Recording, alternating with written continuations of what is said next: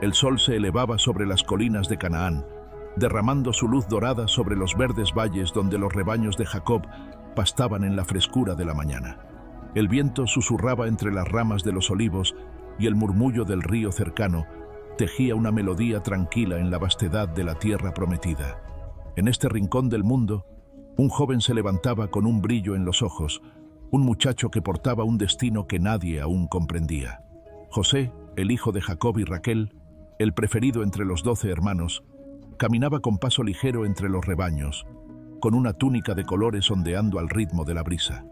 Aquella túnica, regalo de su padre, no era solo un símbolo de su amor, sino también una señal de la división que existía en el corazón de la familia. Sus hermanos lo miraban con recelo, con una envidia que crecía en las sombras como una bestia agazapada, esperando el momento para saltar. Pero José no veía la amenaza, no escuchaba el veneno en sus susurros, ni sentía el filo de la traición que se cernía sobre él. Su corazón estaba ocupado con los sueños, visiones extrañas y poderosas que lo visitaban en la noche, imágenes que ardían en su mente como un fuego que no podía ignorar. «He tenido un sueño», exclamó José una mañana, reuniendo a sus hermanos mientras el sol aún teñía de escarlata el horizonte. Ellos lo miraron con escepticismo, cruzando los brazos sobre sus pechos. Sabían que José era diferente, que su mente parecía habitar en un mundo distinto, pero su preferencia por parte de Jacob ya había encendido suficiente resentimiento en ellos. «Escuchad lo que soñé», continuó José, ignorando la frialdad en sus miradas. «Estábamos en el campo atando gavillas, y mi gavilla se levantó y quedó erguida, mientras que vuestras gavillas la rodeaban y se inclinaban ante ella». Un silencio pesado cayó sobre el grupo. La indignación comenzó a hervir en sus pechos, y uno de ellos, Rubén, el mayor, dio un paso al frente con una sonrisa amarga. «¿Acaso piensas reinar sobre nosotros? ¿Quieres decir que serás nuestro gobernante?» Las palabras, aunque pronunciadas con desprecio, se alojaron en el alma de cada uno de los hermanos. La semilla de la ira fue sembrada. No pasó mucho tiempo antes de que José tuviera otro sueño, aún más inquietante que el primero. «He tenido otro sueño», les dijo un día, su voz teñida de asombro. «Esta vez, el sol, la luna y 11 estrellas se inclinaban ante mí. El aire se tornó espeso. La incredulidad y el resentimiento brotaron de los ojos de sus hermanos como brasas encendidas. Pero esta vez, hasta Jacob, su padre, quedó desconcertado. «¿Qué es esto que has soñado, hijo mío?», le preguntó Jacob con un ceño fruncido. «¿Acaso tu madre, tus hermanos y yo nos postraremos ante ti?» José bajó la mirada, confuso. Él no entendía del todo estos sueños, pero su alma ardía con la certeza de que no eran simples ilusiones de la noche. Sentía, en lo más profundo de su ser, que eran mensajes enviados desde lo alto, presagios de un futuro aún desconocido. Sin embargo, mientras Jacob guardaba estas cosas en su corazón, sus hermanos no hicieron lo mismo. La ira y la envidia se convirtieron en odio, y este odio clamaba en sus pechos, exigiendo acción. Los días pasaron, y la brecha entre José y sus hermanos se ensanchó. Mientras él seguía soñando, ellos maquinaban en silencio. La sangre del linaje de Abraham, aquella que había sido llamada a la grandeza, ahora bullía con la sombra de la discordia. Una mañana, Jacob envió a José a buscar a sus hermanos, quienes pastaban el rebaño lejos de casa. Vestido con su túnica de colores y con el corazón desprevenido, José emprendió el viaje sin sospechar que la traición ya había sido sembrada en su contra.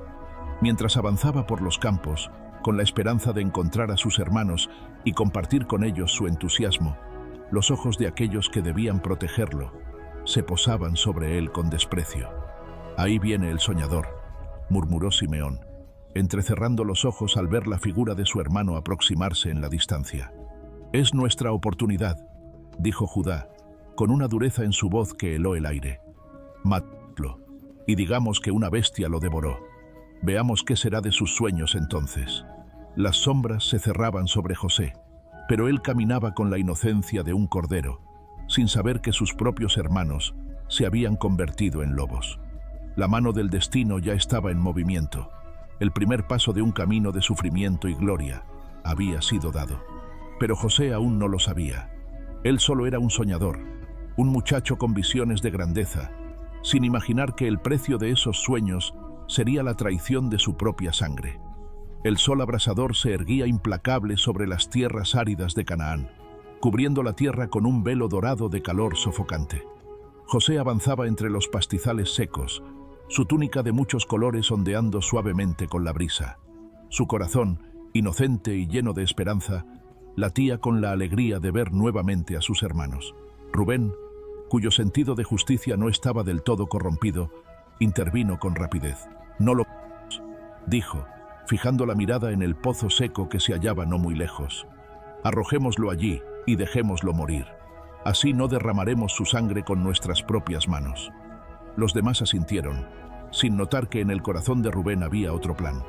Más tarde lo rescataría y lo devolvería a su padre. José llegó hasta ellos, su sonrisa sincera y su inocencia ajena al veneno que se cernía sobre él. Pero en un abrir y cerrar de ojos, manos rudas lo sujetaron, arrancando de su cuerpo la túnica que tanto envidia despertaba. «Hermanos, ¿qué hacéis?», clamó José, forcejeando, pero eran demasiados. Sin piedad, lo arrastraron hasta el pozo y lo lanzaron dentro. Cayó al suelo con un golpe seco, el polvo elevándose a su alrededor. Dolorido y aturdido, miró hacia arriba, viendo los rostros de sus hermanos observándolo sin rastro de compasión. «Por favor, no me abandonéis aquí», suplicó, pero sus palabras se perdieron en el viento. Los hermanos se alejaron, sus corazones endurecidos. Se sentaron a comer como si nada hubiera ocurrido, ignorando el eco lejano de los ruegos de su hermano menor. Pero el destino, que nunca deja que la maldad siga su curso sin consecuencias, tejía una historia aún más oscura. A lo lejos, una caravana de ismaelitas avanzaba lenta pero segura por el camino que conducía a Egipto. Judá, el más astuto de los hermanos, fijó su mirada en los mercaderes y una idea cruzó su mente. «¿Qué ganamos con dejarlo morir en el pozo?», preguntó. «Vendámoslo a esos mercaderes. Así su sangre no estará sobre nosotros, pero desaparecerá de nuestras vidas». Los hermanos asintieron. Rápidamente, lo sacaron del pozo, sus manos ásperas aferrándolo con fuerza. José apenas pudo reaccionar antes de ser empujado hacia los mercaderes, quienes lo miraron con ojo crítico, calculando su valor como esclavo. «20 piezas de plata», dijo el líder de los mercaderes, arrojando las monedas a los pies de los hermanos. Y así, con el tintineo del metal sellando su destino, José fue entregado a sus captores. Su mirada de angustia y traición se clavó en los rostros de aquellos que habían compartido su infancia, que habían reído y crecido junto a él. «Hermanos, no hagáis esto. Por favor, no me vendáis como esclavo», gritó, pero ellos no respondieron. Mientras la caravana avanzaba, alejándolo cada vez más de la tierra que conocía, de la familia que lo había traicionado, José sintió su corazón desgarrarse. El eco de las ruedas sobre la arena marcaba el inicio de un viaje sin retorno. Días después, llegó a Egipto, una tierra extraña, de templos dorados y dioses de piedra. Allí, en medio de la muchedumbre del mercado de esclavos, fue expuesto como mercancía, su dignidad reducida a un precio. Un hombre de porte noble se detuvo ante él. Era Potifar, capitán de la guardia del faraón. Observó a José con detenimiento, percibiendo algo inusual en su mirada. Había fuerza en él, una presencia que parecía distinta a la de los demás esclavos. «Lo compraré», anunció. Así comenzó la segunda etapa del destino de José. Vendido, traicionado, arrancado de su hogar, su historia no había terminado. Pues, aunque los hombres habían obrado con maldad, Dios había dispuesto algo mayor para él. Cuando José fue conducido a la casa de Potifar, capitán de la guardia del faraón, sus pies aún llevaban el polvo de los caminos por los que había sido arrastrado como esclavo. Pero aunque sus cadenas eran reales, su espíritu permanecía libre. La tristeza de la traición pesaba en su corazón, y los recuerdos de la casa de su padre parecían cada vez más lejanos, como una llama que titilaba en medio de un viento implacable. Sin embargo, José sabía que no estaba solo. Su Dios estaba con él. Potifar, un hombre de gran autoridad y respeto en Egipto, pronto notó que la presencia de aquel joven hebreo traía bendición a su casa. Desde el primer día, Las riquezas de Potifar crecieron, sus campos dieron mejor fruto, su ganado se multiplicó y su hogar se llenó de prosperidad. José tenía una mente astuta y manos diligentes, y todo lo que tocaba prosperaba. Con el tiempo, Potifar lo elevó sobre toda su casa, dándole la responsabilidad de sus bienes y servidores, confiándole incluso los secretos de su hogar. En la casa del capitán de la guardia, José encontró un propósito nuevo. Aunque no tenía libertad, tenía el favor de su amo y la certeza de que Dios no lo había abandonado. Pero donde hay luz, las sombras acechan. La esposa de Potifar, una mujer de belleza y astucia, comenzó a fijarse en él. Observó su labor, la nobleza de su carácter y la fuerza de su juventud. Día tras día su deseo creció hasta convertirse en una obsesión insaciable. Intentó seducirlo con palabras dulces, con promesas de placer y poder, pero José, temeroso de Dios y leal a su amo, resistió. Se alejaba de ella, evitaba sus miradas, eludía sus artimañas. Pero la mujer no desistía. Un día, cuando todos los sirvientes estaban fuera y la casa sumida en un inquietante silencio, la mujer de Potifar lo encontró solo. Se acercó sigilosamente, como una serpiente acechando a su presa, y lo tomó por su manto. «Acuéstate conmigo», susurró con voz seductora. Pero José, sintiendo el peligro, se liberó de su agarre y huyó, dejando atrás su manto en sus manos. Su corazón latía con fuerza, pero su alma permanecía intacta. El rechazo hirió su orgullo y la convirtió en un furioso vendaval de despecho. Con el manto de José aún en sus manos, la mujer de Potifar gritó con desesperación fingida, llamando a los sirvientes. «Mirad, este hebreo ha intentado deshonrarme», exclamó con lágrimas falsas en los ojos. Su voz resonó en los pasillos de la casa, envolviendo todo en un aire de engaño y traición. Cuando Potifar regresó, su esposa le presentó el manto de José como prueba de su supuesta vileza. La furia del capitán de la guardia ardió como un fuego incontrolable. No quiso escuchar explicaciones ni investigar la verdad. La humillación y la cólera oscurecieron su juicio, y sin demora, ordenó que José fuera llevado a la prisión del faraón, el lugar donde los enemigos del reino eran confinados, donde las almas se marchitaban y la esperanza moría lentamente. Encadenado una vez más, José descendió a la prisión.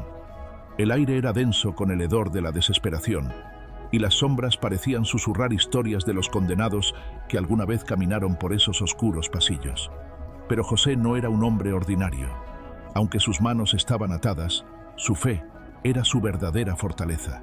En la más profunda de las tinieblas, aún creía en la luz. Día tras día, José trabajó en la prisión con la misma diligencia con la que había servido en la casa de Potifar. Pronto, el jefe de la cárcel notó su integridad y lo puso a cargo de los demás prisioneros. No tardó en ganar la confianza de los carceleros, quienes le permitieron organizar y administrar muchos aspectos de la prisión. Aunque estaba en cautiverio, José tenía una libertad que los demás no comprendían: la certeza de que Dios estaba con él. Los días se convirtieron en meses y los meses en años. Una noche, cuando el cansancio vencía incluso a los más fuertes, el carcelero abrió la puerta con un chirrido. Dos figuras entraron, vestidos con ropajes de la corte egipcia: el copero y el panadero del faraón.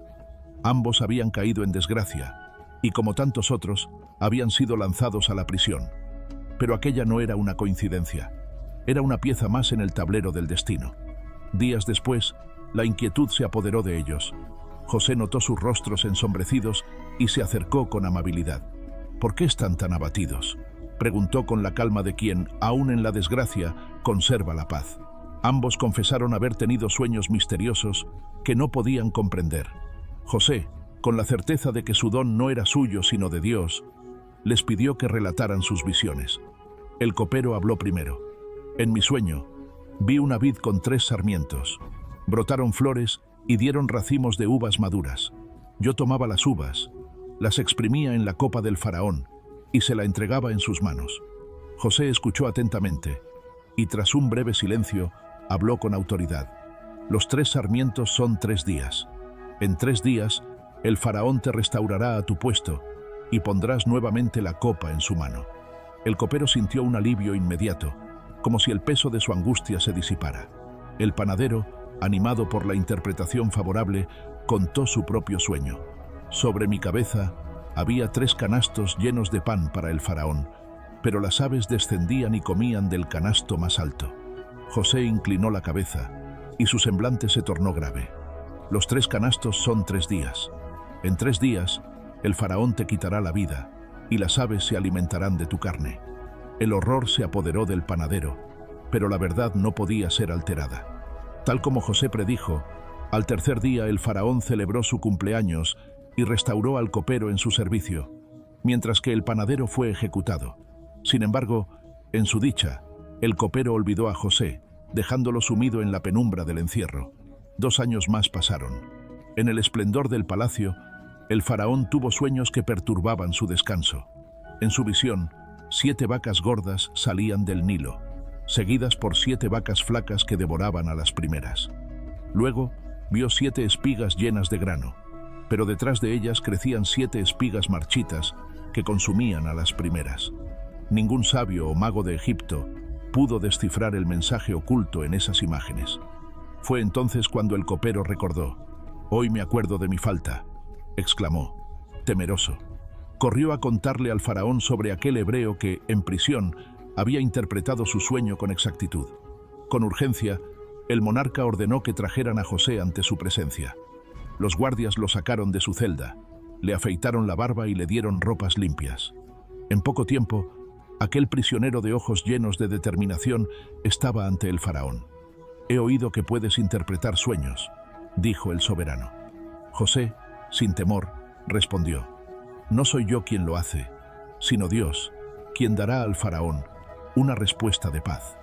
El faraón relató su sueño, y José, con sabiduría divina, lo descifró. Las 7 vacas gordas y las 7 espigas llenas representan 7 años de abundancia en toda la tierra de Egipto, pero las 7 vacas flacas y las 7 espigas marchitas representan 7 años de hambruna que vendrán después. La tierra será consumida por la escasez y la abundancia será olvidada. Un silencio sepulcral cayó sobre la sala.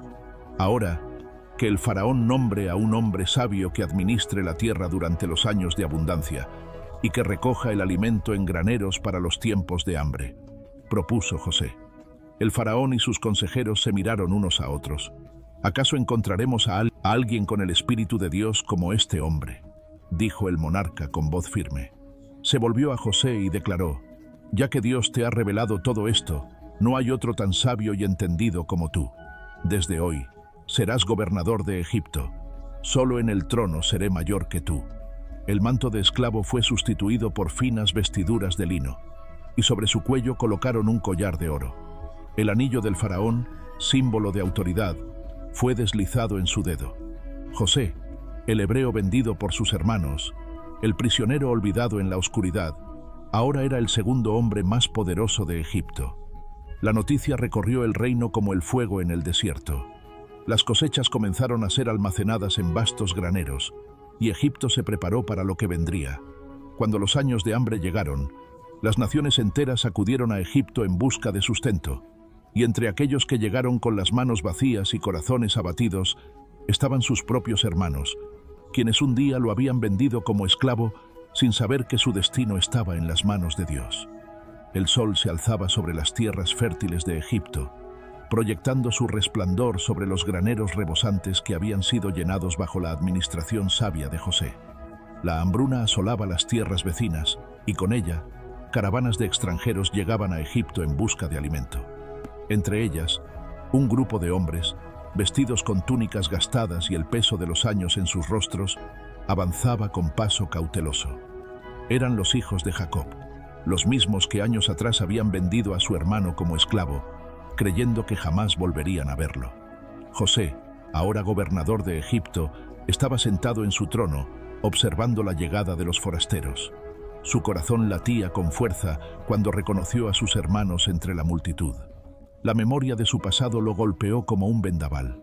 Los rostros crueles de sus hermanos en aquel día fatídico, la desesperación de ser llevado lejos de su hogar, las cadenas de la esclavitud. Sin embargo, su semblante permaneció impasible. No era el joven indefenso que una vez rogaría por su vida. Ahora era el hombre en cuyo poder estaba el destino de aquellos que lo traicionaron. Los hermanos se postraron ante él, sin saber que estaban cumpliendo los sueños que José había tenido en su juventud. Se inclinaron profundamente, en señal de respeto y súplica, pidiendo grano para no morir de hambre. José los miró con una mezcla de dolor y compasión. En su interior ardía la necesidad de saber si aquellos hombres habían cambiado, si el arrepentimiento había tocado sus corazones. ¿De dónde vienen?, preguntó con voz severa. «Venimos de la tierra de Canaán, mi señor», respondió uno de ellos, sin levantar la mirada. «Nuestro padre nos envió en busca de alimento». José los miró con dureza. «Sois espías», exclamó, probando su temple. «Habéis venido a ver las debilidades de la tierra». Los hermanos intercambiaron miradas asustadas y negaron vehementemente. «No, mi señor, somos siervos tuyos, hijos de un mismo padre. Éramos 12 hermanos, pero uno ya no está, y el menor ha quedado con nuestro padre». José sintió su corazón apretarse al oír la mención de Benjamín. La prueba que necesitaba estaba clara en su mente.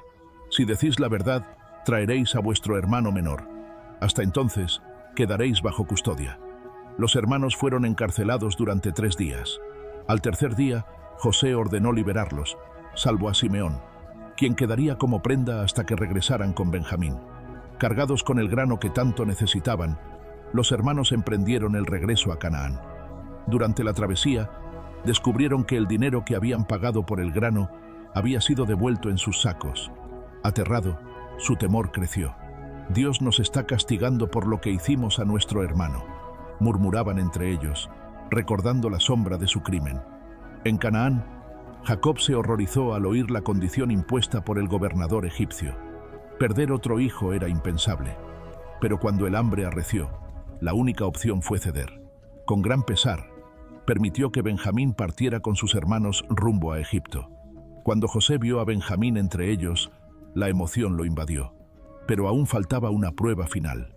Les dio de comer en su casa, concediendo a Benjamín una porción 5 veces mayor que la de los demás. Luego, ordenó que su copa de plata fuera colocada en el saco de Benjamín. Cuando partieron de regreso, José envió a sus guardias tras ellos. «Habéis robado la copa de mi señor», acusaron los guardias. Los hermanos, indignados, juraron su inocencia, pero al abrir los sacos, la copa fue hallada en el de Benjamín. Angustiados, regresaron ante José. «El que haya tomado la copa quedará como esclavo», declaró José, esperando ver su reacción. Judá, con el corazón encogido, dio un paso al frente. «Mi señor, nuestro padre perderá la vida si Benjamín no regresa. Déjame quedarme en su lugar, pero deja que el niño vuelva con nuestro padre». José no pudo contener más su emoción. Se apartó para llorar, y al regresar, con la voz quebrada, reveló su identidad. «Yo soy José, vuestro hermano, a quien vendisteis como esclavo». Los hermanos quedaron enmudecidos, temiendo el juicio que merecían, pero en los ojos de José no había rencor, sino amor. «No os aflijáis, ni os pese en el corazón haberme vendido. Dios me envió delante de vosotros para preservar vidas. No fuisteis vosotros los que me enviasteis aquí, sino Dios». José los abrazó uno por uno, derramando lágrimas de reconciliación. La culpa de sus hermanos se transformó en alivio y gratitud. José les ordenó regresar a Canaán y traer a su padre. La noticia llegó a Jacob como un golpe de asombro y gozo. El anciano patriarca, que había llorado la pérdida de su hijo por años, ahora emprendía el viaje más importante de su vida: el reencuentro con el hijo que creía muerto. Cuando Jacob y su familia llegaron a Egipto, José corrió a su encuentro. Padre e hijo se abrazaron, sollozando como si el tiempo no hubiese pasado. Dios había obrado su propósito en medio de la traición y el dolor. La historia de sufrimiento se convirtió en una historia de redención, y la familia de Israel fue restaurada. El que había sido vendido como esclavo, ahora era el salvador de su pueblo, y en medio de todo, la mano de Dios nunca se apartó de él.